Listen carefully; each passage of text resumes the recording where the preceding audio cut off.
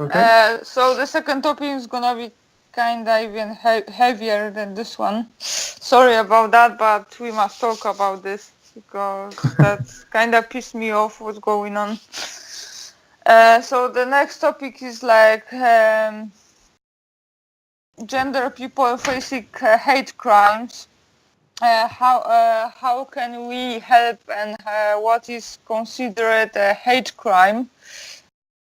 And like second part of that's gonna be, are there any policies in different countries to protect them? So when I start from the last murder case, what was a couple months ago, I think. The murder of the Ali Lee Stanfield. She was she was 18-year-old. So and well, basically the situation what they find the body is very disturbing, because honestly I kind of read you a little piece to you understand that it's like it's something going on with this world, because that was the hate crime, definitely. So the police find her with her eyes has been gouged out, and she had been stabbed in the genitals, which they're being gouged out as well. Then they left her body, go back to the Walmart to buy the bone material. Then they burn the body and just show the remains in some bloody package bag or something. So if that was not hate crime, so I don't know what that was, because compared to what the sportsmen from human rights say, that was this violence often motivated by hatred, and that must be must be to the end, but because that's the true honesty, that is always by the hate. And actually Ali was the 21st transgender person killed this year in United States. So, and in the world she was 44 killed in this year exactly. And the age of the transgender is between from 70 to 59 age. Mostly is the youngest one. It's only a couple people who was 50s. But every single murder is the same cruel system like she was. Have they caught any of these murderers and asked them what they were doing? They caught, I think, 3 people. 3 or 4, yes. I know about 3. That 2 was girls, I think, and 1 was boy. See, the mutilation post-mortem is, well, Robert can correct me here, but that is almost certainly motivated by emotions. Because once you've killed someone for whatever reason, your main task is to get rid of the body, not start mutilating it. The selection of the eyes and the genitalia is obviously fairly significant. So this was a hate crime, but it was also probably a sexually motivated crime as well. So they were probably trying to classify it as a rape murder rather than accept it as a hate crime, because they would say it was a sexually motivated assault and not based on the person's trans status. The only thing that would query that is if any of these 4 people knew that Ali was transsexual before the crime was committed. If they could prove they didn't, or they couldn't prove they did, then the lawyers and the establishment could theoretically claim that this was not a hate crime.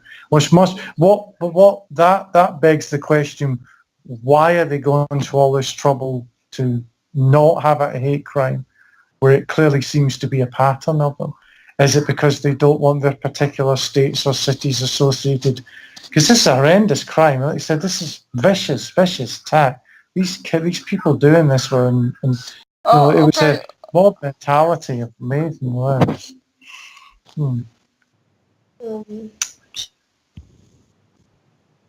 Are we sure? Are we sure it was post-mortem? I believe so. Yeah. Well, any of the stabbing would be fatal, but no, I don't think so. That was honestly based on like sexual thing, because one of the person who is accused, my dad was living with her, so okay, so they did know then. so All right. yeah, so technically she know that Well, that's fine. So in that case, I don't understand how they could. I could see how they could maybe swing it in a courtroom. What I don't understand is why they swung it in the courtroom. Why? What is? So it's across the country. It's across the world, basically. So what is it? Do we think the authorities are afraid of? Why do we think they're doing this? Well, what the police says technically, like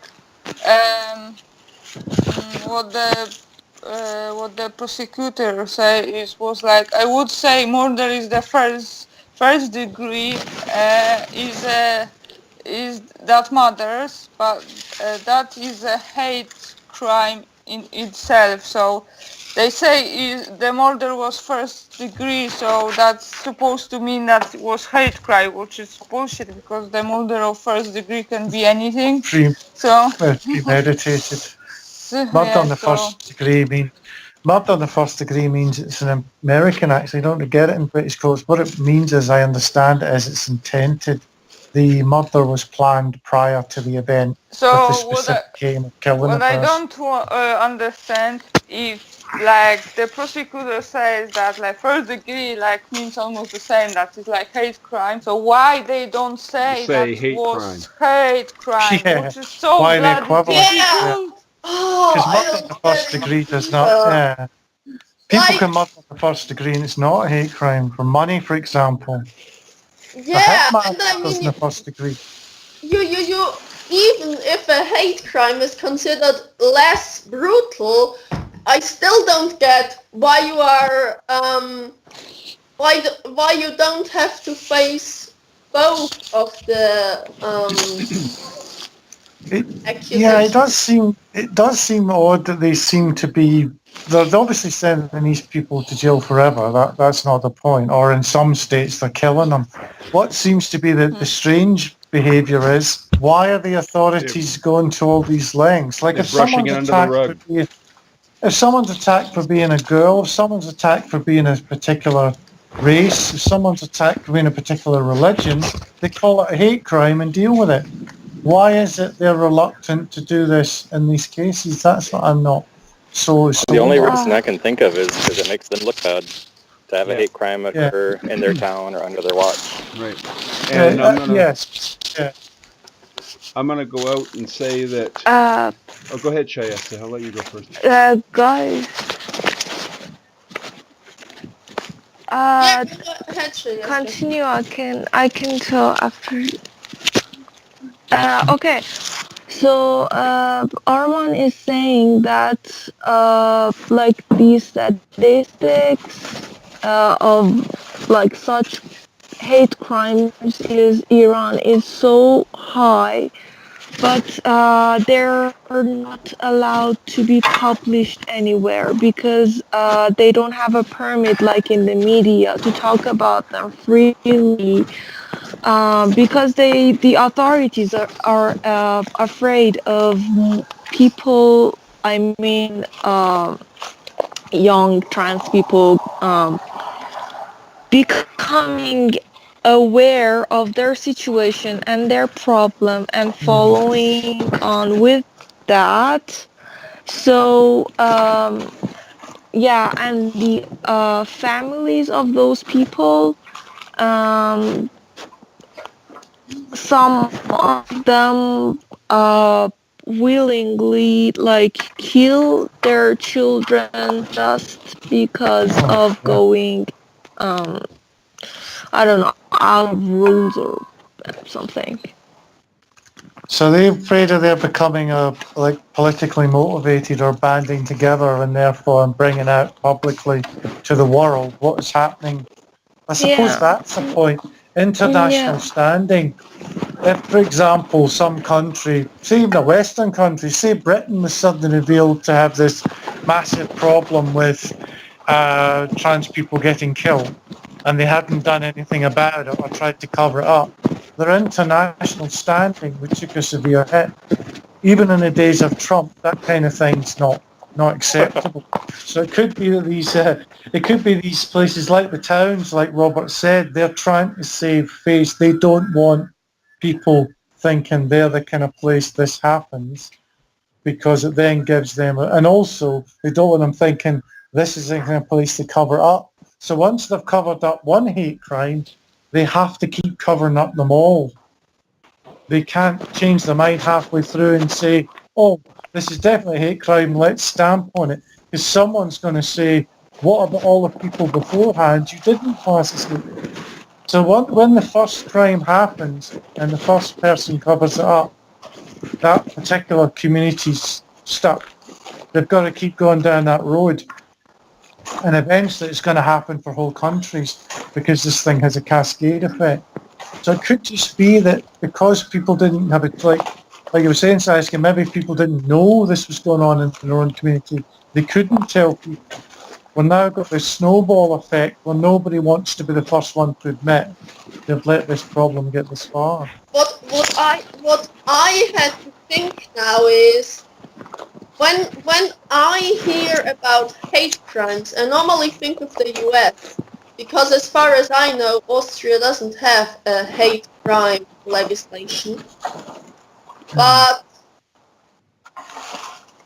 so I wonder, because there are no statistics whatsoever about hate crimes in Austria, I wonder if this is a problem or not, because literally in Austria, the transgender community is more or less non-existent. We have certain, like, they are allowed to transition and so on, but it's not really, it's not a topic that is normally talked about in the news or in documentaries, and so I really wonder if this is a problem or not. I think it is not a problem, but I don't know for sure. You wouldn't know, would you? Because they wouldn't tell you. This means it is only a very conservative country. It is the same with Slovenia. Slovenia is even more conservative than Austria. You must understand that people who are conservative thinking, they are having a really hard time to accept changes. And you know, in Slovenia, there's if you see a boy and a girl walking on the street, everyone's talking about how they are a couple. But if you see a boy and a boy going on the street, nobody will think they can be a gay couple. You know, this is normal. Yeah. This is very normal in Slovenia. Well, it does explain. It's another step in the puzzle, like I was saying before. Now we start to understand why the phenomenon is happening, because the lack of understanding in certain places of what it is the community's there. So when a group of people, for whatever reason, commit the first hate crime or group of hate crimes, and the authorities don't recognise it as such, they've committed themselves. And, well, you know, I mean, it's just not place like Austria and Slovenia, UK, any developed nations are as bad as the undeveloped ones. they're all guilty of that. Once they start down a road, they can't go back because they don't want to lose face. They don't want to face legal action. For example, if you found out like a year later, that member of a niece's family finds out that that was a hate crime and they didn't treat it as such, they could theoretically sue them for that, for, whatever their particular country's legal system's framework is. It's possible they could face legal action, changes in the law, elections, the government could topple, economic hits. So you can now see why it's happening, because since it happened once or twice, it's now got a pattern building, and it's going to take what usually happens is one country or place, it has to do like a Kill a Mockingbird, if I can use an example. Someone somewhere has to stand in the middle of it and get a hate crime prosecuted. Once they do one, they break the pattern and the ramifications are there and the places deal with them and it stops. But as long as these people still have vested interest in not allowing it to come to light, it will continue and these people will continue to be attacked and killed that way. Someone somewhere's got to stand up and say, right, this is definitely 100% hate crime and that's how I want it prosecuted. No opposition. But that takes a lot of courage. It's not a simple thing. I'm making it sound very simple. No. Generally, the person who does this can kiss their career goodbye. But it will happen. It always does. Some brave soul will stand up and do it, and then the pattern will break. Trouble is, the world's so interconnected now. In the past, that probably wouldn't have got outside the country to happen. But now the world's this big open bubble. These cascade effects don't localise. So you probably find the reason that poor person died horribly in America was because a similar crime happened in some dark part of Europe or Liverpool 5 years before and got covered up and the process cascaded. So that's what we're waiting for. That. I think that's why that happened, because... Hey, everybody. Sorry to interrupt. My battery's about to die, but it has been great talking to all of you. And I'll catch up later. Bye. Bye. Yeah, Bye. thank you. Bye. Thank you. Bye. Bye, Robert. Okay, so then I have to ask you this question, Rob. What actually is a hate crime according to the US law system? What qualifies as a hate crime? Because that's a counsellor in this matter. So often, and I think so what? What is a hate crime in the face of? I don't know the law enough to be able to tell you that. I don't know what to tell you on that one, V. I'm gonna go back. I'm gonna go back and say, I'm gonna come out and say where this murder occurred. This occurred in Missouri, and in Missouri, none of those murders have been classified as hate crimes. And I'm not gonna say that happens in every state, because every state is different, but this particular one happened in Missouri, and part of me feels that possibly they did that is because when they had, I don't know exactly the case, and I'm probably going to be screwed for this, but somebody was hurt or died because of police brutality, and in Missouri, and the riots and looting all occurred and burnt the city and this and that, and I think that by not classifying those as hate crimes, they feel that maybe they're not going to, or they're going to keep from having the same problem happen again. But personally, my own opinion is they're creating the ultimate of all hate crimes by not classifying it as a hate crime themselves. So that's my standpoint on it. They are creating their own hate crime, the state itself, by not classifying those crimes as hate crimes, when obviously gouging somebody's eyes out and mutilating their genitals. Hello, Yeah. It's So kind of hard to miss that one. It's interesting, yeah. There seems to be that they're trying to prevent the which is strange, isn't it? Because the fact that they're frightened of riot means that they've already got public opinion against them. So logically, it'd make more sense to admit it, but it doesn't happen that way. I don't understand one thing is like we supposed to go like forward like with the with gender equality and with everything, and we go like 5 steps backwards because Yeah. compared to independent transphobic hate crimes is seeking like 170% rise as low prosecution rates create.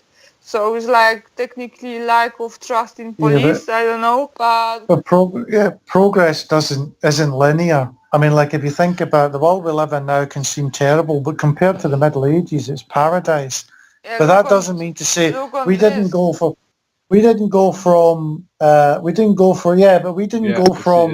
the Roman Empire. Still up. Right. Yeah, but these things go forward and then back because we didn't start from the Dark Age. We didn't start from the Roman Empire to the moon rocket.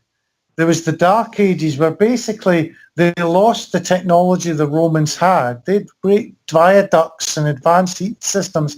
By the time the Middle Ages came, people were crapping in holes in the ground again. So progress isn't linear. So sometimes social change is the same. Like Donald Trump's a reflection of that. He's a 6 steps backwards, isn't he?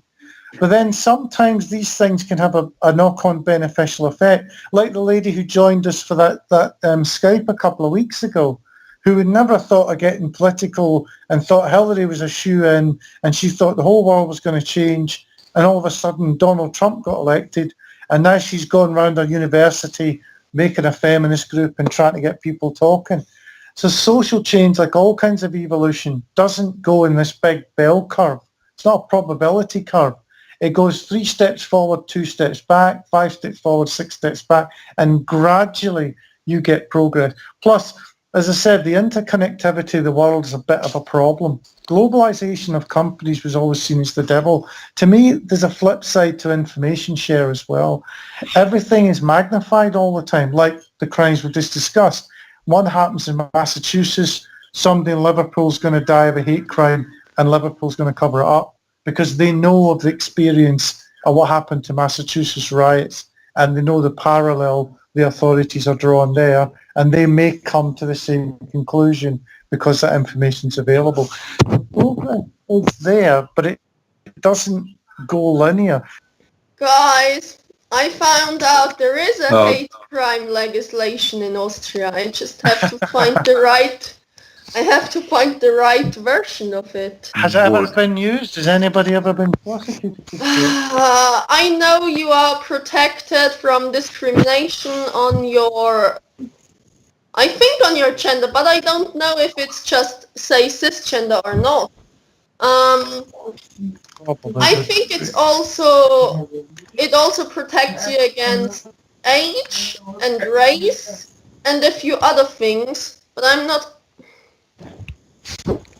Amended 2011. Yeah, that sounds good.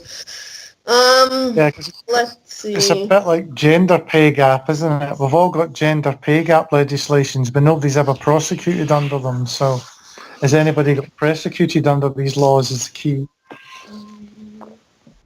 Unless, of course, you haven't had any, you've been fortunate enough not. But judging by those right-wing guys I was reading about you sent me in from Austria, I can't believe there aren't some hate crimes over there. I have it. So under paragraph 283 of the Penal Code, incitement to hatred and violence. So who publicly in a manner suited to jeopardize public order or in a manner perceivable to the general public incites or instigates to violence against the church or religious denomination or any other group of persons defined by criteria of race, color of skin, language, religion, or ideology, nationality, descent, or national or ethnic origin, sex, a disability, age, or sexual orientation, or a member of such a group, explicitly on account of his/her belonging to such a group, shall be punished with imprisonment of up to 2 years. Okay. So that's in addition to if you actually kill someone, but you can be prosecuted. So is that, maybe that's what's happening as well? People, if you attack someone as a group and it's a hate crime, you get prosecuted for the hate crime. But if you kill the person, the law then switches to murder, which is regarded as a more serious crime, and therefore you're not prosecuted under the hate legislation. So it could be a legal loophole as well. So instead of prosecuting them in both, they take the most severe crime, which is often what they do in legal systems for economic reasons. Why do two when if someone's committed to be murdered, they're going to jail forever? What's the point of doing them for burglary at the same time? So well, maybe that's what's going wrong as well. People are doing the hate crime, but then they're killing the person, which means they have to deal with the murder rather than the hate crime. But it could be that's a factor as well. But so I learned something new. I didn't know Austria had a hate crime legislation. Seems quite extensive as well. Yeah. Yeah, you know, I mean, we had something like equality of the genders in the 1860s in front of the law. So you're quite far off. Okay, so that seems to be the answer to your question, Agnes. Seems to be there's a number of factors involved here. Some are conscious, some are legal, and most of them just seem to be people don't want to the authorities don't want to risk a group of people getting together and causing them a problem. I mean, that's pretty flimsy excuses for what they're doing, but it does stand to reason. A lot of governments have done a lot worse for a lot less.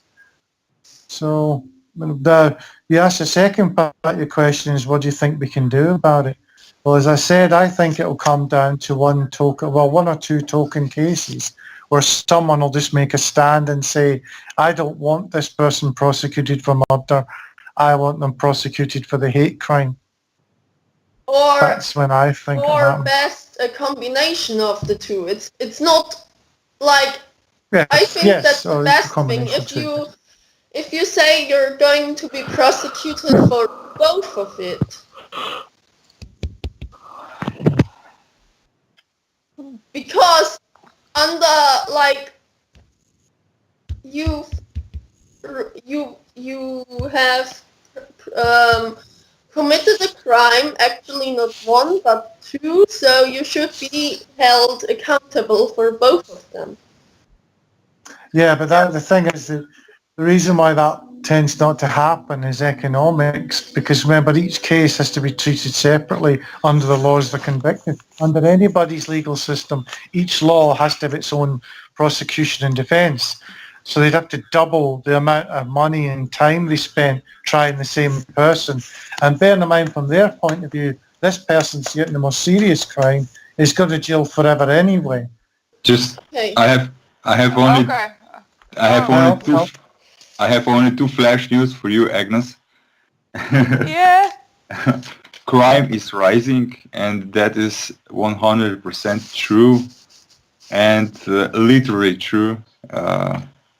And we are not here working on the biggest problem, feminism and inequality, gender inequality, because the biggest problem is something a little more different. So this is from me for now. Very good. I don't understand what was your point? It came to my mind because Agnes mentioned about the crime, and because crime is have a different definitions of three different definitions of how people perceive the crime. I also think about the biggest or one level above feminism and gender inequality problems.